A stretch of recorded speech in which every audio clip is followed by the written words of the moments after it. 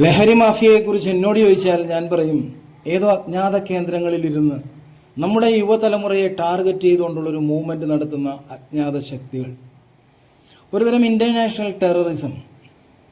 എന്തുകൊണ്ടായിരിക്കാം നമ്മുടെ നാട്ടുകാർ ഇവർക്ക് ഇങ്ങനെ അങ്ങ് കീഴടങ്ങി പോകാൻ കാരണം? അതിന് നമ്മുടെ ഭാഗത്തും ചില പ്രശ്നങ്ങളുണ്ട്. നമ്മുടെ ഭാരതത്തിലെ മൊത്തം ജനസംഖ്യയുടെ 3.34% നമ്മുടെ ഈ കൊച്ചു കേരളത്തിൽ തിങ്ങിപ്പാർക്കുക.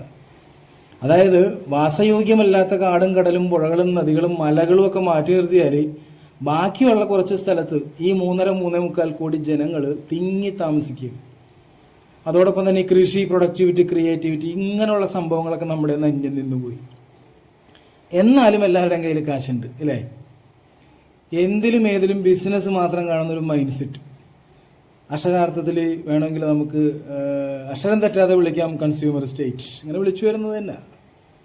പ്രധാനപ്പെട്ട തൊഴിലെന്താണെന്ന് ആരോടെങ്കിലും ചോദിച്ചാൽ, അല്ലെങ്കിൽ എന്താണെന്ന് അന്വേഷിച്ചാൽ നമുക്ക് മനസ്സിലാകും. ഏറ്റവും കൂടുതൽ പേര് ചെയ്യുന്ന തൊഴിൽ കച്ചവടമാണ്. ചെറിയ വിലക്ക് കിട്ടുന്ന സ്ഥലത്ത് പോയിട്ട് വാങ്ങിക്കും, വലിയ വില കിട്ടുന്ന സ്ഥലത്ത് കൊണ്ടുപോയി വിൽക്കും. അത്യാവശ്യം വാചകം പഠിക്കാനുള്ള കഴിവുണ്ടെങ്കിൽ ആരെയും പറ്റിക്കാം. മയക്കുമരുന്നിൽ വരെ മായം ചേർത്ത് വിൽക്കുന്ന ദുരിതന്മാരുണ്ടെങ്കിൽ അത് കേരളത്തിൽ. മലയാളിയുടെ ഏറ്റവും വലിയ കഴിവുകേടും എന്താണെന്ന് ചോദിച്ചാൽ, ആരെ വേണമെങ്കിലും പറഞ്ഞു പറ്റിക്കാനുള്ളൊരു കഴിവുണ്ട്. അതോടൊപ്പം തന്നെ ആരുടെ വാക്ക് കേട്ടും പറ്റിക്കപ്പെടാനുള്ളൊരു കഴിവുകേടും ഉണ്ട്.